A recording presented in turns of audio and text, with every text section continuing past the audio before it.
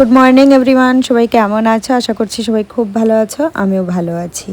ভোর 4:30টার সময় morning walk থেকে এসে যখনই যোগা করতে বসেছি দেখি একদম ঝমঝম করে বৃষ্টি পড়ছে। এত বৃষ্টি পড়ছিল কি আর বলবো। যোগা করা তো কখন শেষ হয়ে গিয়েছে, কিন্তু বৃষ্টির জন্য বাইরে আর কোনো কাজ করতে পারলাম না। কারণ এত সকালে বৃষ্টির মধ্যে যদি ভিজে ভিজে আমি কাজ করতে যাই আমার শরীরটা খারাপ হয়ে যাবে। যার কারণে বসে বসেই আমাকে অপেক্ষা করতে হলো যে কখন একটু বৃষ্টি থামবে, তারপর গিয়ে সমস্ত কাজবাজ করব। আর বৃষ্টি না থামলেও একটু বেলা করেই ভাবলাম যে ভিজি, না হলে অসুবিধায় আমি পড়ে যাব। আর বেলা করে ভিজলে কী হবে, সেই সাথে সাথে আমার স্নানটাও কমপ্লিট করে নেব, তো ঠিক হয়ে যাবে। তো দেখলাম যে আগে থেকে বৃষ্টিটা কমেছে, ভাবলাম চলো এবারটা কাজগুলো কমপ্লিট করতে থাকি। আর যখন বৃষ্টি পড়ে শরীরে একটা কুড়েমেও চলে আসে, মনে হয় যে না শুয়ে বসে থাকি, পরে যা হবে দেখা যাবে। তো এই জন্যে ঘরেরও কোনো কাজ করেছিলাম না। তো এখন ভাবলাম যে চলো কাজটা শুরু করে দিই। আগে ঘরের রূপটা চেঞ্জ করি, কারণ হচ্ছে বৃষ্টির কারণে ঘরের যে কী রূপ হয়ে থাকে, যাদের মাটির ঘর আছে নিচটা মাটির, তারাই ঠিক বুঝতে পারবে যে কত বাজে হয়ে যায়। তো বেড কাভারটা যে জিনিসে হাত দিচ্ছি, যেহেতু কদিন ধরে বৃষ্টি হচ্ছে, সমস্ত কিছু একটু ভিজা ভিজাই মনে হচ্ছে। তো বেড কাভারটা বেশি একটা নোংরা ছিল না, তাও মনে হলো যে চেঞ্জ করে দিলে একটু ফ্রেশ ফ্রেশ মনে হবে। তো বেড কাভারটা আমি চেঞ্জ করে দিয়েছি। এখন সমস্ত কিছু এই যে মুছে নিচ্ছি, যেটা কি প্রত্যেক দিনেরই কাজ। হালকা হাতে সমস্ত কিছু মুছে নিতে হয়, না হলে কিন্তু তাকানো যায় না। আর এই কাজ করতে করতে বেশ অনেকই বেলা হয়ে গিয়েছিল, যেহেতু বসে বসে শুয়ে শুয়ে অপেক্ষা করেছি যে কখন বৃষ্টিটা থামবে। আর একদম ভোরে ভোরে ঘরের কাজ না করার আর একটা কারণ হলো যে লাইটটাও ছিল না। আর ওই অন্ধকারের মধ্যে কিছু শ্যুট করলেও কিন্তু শ্যুট করতে পারতাম না। তো এমনিতেই বৃষ্টির কারণে, লাইট না থাকার কারণে আমি একদিন পিছিয়ে গিয়েছি। ভেবেছি যে সপ্তাহে 3 দিন আমি ভিডিওটা দেব, কিন্তু ওই লাইট আর বৃষ্টি হওয়ার কারণে আমি ভিডিওটা দিতে পারলাম না। কারণ অন্ধকারে কি শ্যুট করব কিছুই বোঝা যাবে না, এই কারণে। তো এখন তো এই যে সমস্ত কিছু ভালো করে মুছে নিচ্ছি। আর এটা না মুছলে আমার মন ফ্রেশ হয় না, এতটা বাজে লাগে আমার কাছে। কোনো কিছু নোংরা থাকলে, ধুলোবালি থাকলে খুবই খারাপ লাগে। তুঞ্জেরা খাতুন বুনু, আরও বুনুরা আছো, সবাই কিন্তু প্রায়ই বলো যে প্রত্যেক দিন ভিডিও দাও। তো প্রত্যেক দিন আমার ভিডিও দিতে মন চায়, কিন্তু দিতে পারি না, কারণ আমি খুবই ক্লান্ত হয়ে পড়ি। এই কাজ করতে করতে ক্লান্ত হই না, ক্লান্ত কেন হই জানো? যখন গুছিয়ে গাছিয়ে এই কাজটা করি, ভিডিও করে করে এই কাজগুলো করতে কিন্তু অনেক সময় লেগে যায়। আর আমি এলোমেলো জিনিস একদম পছন্দ করি না। যখনই আমার সামনে নোংরা বা কিছু এলোমেলো জিনিস থাকে, জানি না কেন আমি মন থেকে দুর্বল হয়ে পড়ি। আর আমার করা কাজগুলো যখনই দেখি যে কেউ ভাবছে না যে এই কাজগুলো করতে ওর সময় লেগেছে, এটা কেন আমি নষ্ট করব, তো যখন নষ্ট করে ফেলে আমার তখনই আমি প্রচণ্ড দুর্বল হয়ে পড়ি। আমার মন ভেঙে যায়, জানি না কেন মনে মনে খুব কষ্ট পাই, কিন্তু কাউকে কিছু বলতে পারি না। অনেক সময় এরকম থাকে যে আলনাটা গুছিয়ে রেখেছি খুব সুন্দর করে, যে এলোমেলো করছে সে দেখছে যে আমি কত কষ্ট করে গুছিয়ে রেখেছি। কারণ সময়ের অনেক মূল্য আছে আমাদের, শুধু এই কাজ করলে তো হবে না, আরও তো সংসারে বহুত কাজ থাকে, রান্না বান্না, নিজের স্নান, নিজের তো যত্ন আমি ভুলেই গিয়েছি। আমি নিজের কোনোই যত্ন করি না। তো যখনই দেখি যে আমার কাজগুলো কেউ এলোমেলো করছে, আমাকে সেই কাজটা ফিরে করতে হবে, তখনই আমি মেন্টালি খুব ডিস্টার্ব হয়ে যাই, আমার খুব খারাপ লাগে। আর নোংরা জিনিস দেখলে তো জানি না কেন আমার সব সময় একটা মুখ থেকে সব সময় চিৎকার বেরিয়ে পড়ে যে এই কাজটা কেন করছে বা কি। যাকেই বলি সে তো বুঝতেই চায় না। আর এই কারণে আমি মাঝে মধ্যে খুব ভেঙে পড়ি। মাঝে মধ্যে তো মনে হয় কি আমি ভিডিও করাই বন্ধ করে দেব। কারণ হচ্ছে এই সমস্ত কাজ প্লাস হচ্ছে ভিডিও করাটা আমার জন্যে একটু মুশকিল হয়ে যায়, যেহেতু কেউ বুঝতে চায় না, কেউ সাপোর্টও তেমনভাবে করে না। হয়তো আমি তেমনটা আর্ন এখনও করি না, শুধু খুব কষ্টে খুব কয়েক বছর পরে একটা পেমেন্ট পেয়েছি। তো এই কারণে হয়তো আরও কেউ সাপোর্ট করতে চায় না। সত্যি কথা হলো আমি মেন্টালি পুরো ভেঙে পড়ি। আর নোংরা জিনিস তো আমি পছন্দই করি না, কিন্তু আমার বাড়িতে কিছু কিছু এমন লোক আছে যাদের নোংরাতেও কোনো কিছুই আসে যায় না, ঘরে এলোমেলো থাকলেও কিছু আসে যায় না। তো আমি হাঁপিয়ে যাই।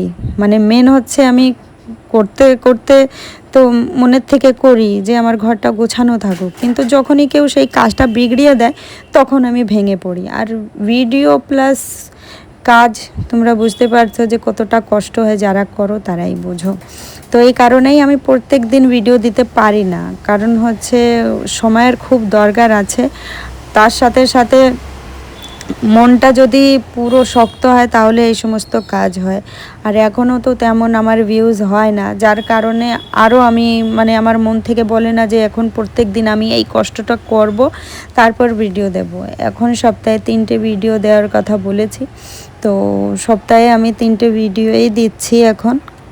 আর যেদিন মনে হবে যে না আমার ইউটিউবের গাড়িটাও ভালো চলছে, প্লাস আমার বাড়িতে যারা আছে যারা আমার কাজটাকে বিগড়িয়ে রেখে দেয়, তারা যদি বুঝতে পারে যে না এতে আমার কষ্ট হয় আর এতে আমার সময়টা অনেকটা নষ্ট হয় বারে বারে সেই কাজটাকে ঠিক করা, কারণ আমি এলোমেলো জিনিস দেখতে পারি না, আমার খুব খারাপ লাগে। আর ওই এলোমেলো থাকবে ওই অবস্থায় আমি কোনো কিছুই দেখতে পারি না।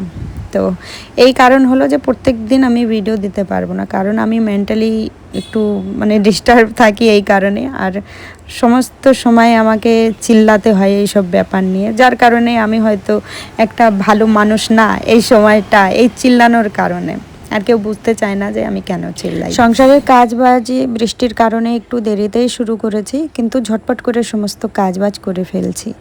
ঘরটাকে গুছিয়ে বারান্দাটাকে গুছিয়ে নিলাম, যেখানে বই খাতার গাদা ছিল সেটা আমি সরিয়ে ফেলেছি, কারণ অনেক দিন ধরে ওটা দেখতে দেখতে না আমার খুবই খারাপ লাগছিল। আমি সব দিনই ওই টেবিলটাকে গুছিয়ে গাছিয়ে রাখি, যেটাকে আমি মেশিনের ওখানে যে টেবিলটা গুছিয়ে রাখলাম, তো ওটা আমি গুছিয়ে রাখতেই পছন্দ করি। কিন্তু ঋষিকার মাধ্যমিকের অনেক বই খাতা ছিল, সেটা বিক্রিও হয়েছিল না, সেইগুলো ওখানে রাখা ছিল। আর আমার রাখার তেমন জায়গায় নেই, যেহেতু টিনের ঘর কোথায় বা রাখবো, এইগুলো তো ট্রাঙ্ক বা আলমারিতেও রাখা যাবে না, কারণ হচ্ছে ইঁদুরে পুরো নষ্ট করে দেবে, যার কারণে ওই টেবিলেতেই রাখা ছিল। তো আজকে আমি যেই বস্তায় ভরেছি সেই কাগজ মানে যারা কেনাকাটা করে বই খাতা পুরনো, তারা মানে একজন দাদাভাই এসেছিলেন, তো ওনার কাছেই ঋষিকা দেখলাম বিক্রি করে দিয়েছে। যাই হোক জায়গাটা খালি হয়ে গিয়েছে, এখন আমি আমার মনের মতন করে এই টেবিলটাকে একটু সাজিয়েও নেব। তো আজকে তো সেটা হচ্ছে না, আজকে সকাল থেকে একবার বৃষ্টি হচ্ছে, একবার হচ্ছে না, একবার অল্প অল্প করে হচ্ছে, কখন থেকে থেকে বেড়ে যাচ্ছে। তাই আমি গামছা মাথায় দিয়ে রেখেছি, কারণ বেশি বৃষ্টির জল লাগলে আবার ঠান্ডা লাগারও ভয় আছে।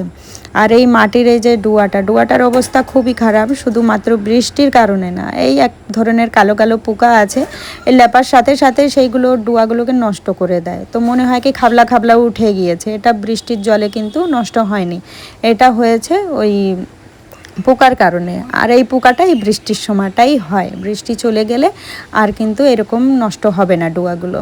তো এখন সমস্ত ডুয়াগুলো ভালো করে লেপে নিচ্ছি। সামনের দুই ডুয়াটা বেশি নষ্ট হয়ে গিয়েছিল, আর সাইডের যে ডুয়াটা ওটা বেশ ভালোই আছে, ওটা বাস কোনো রকম লেপলেই হয়ে যাবে।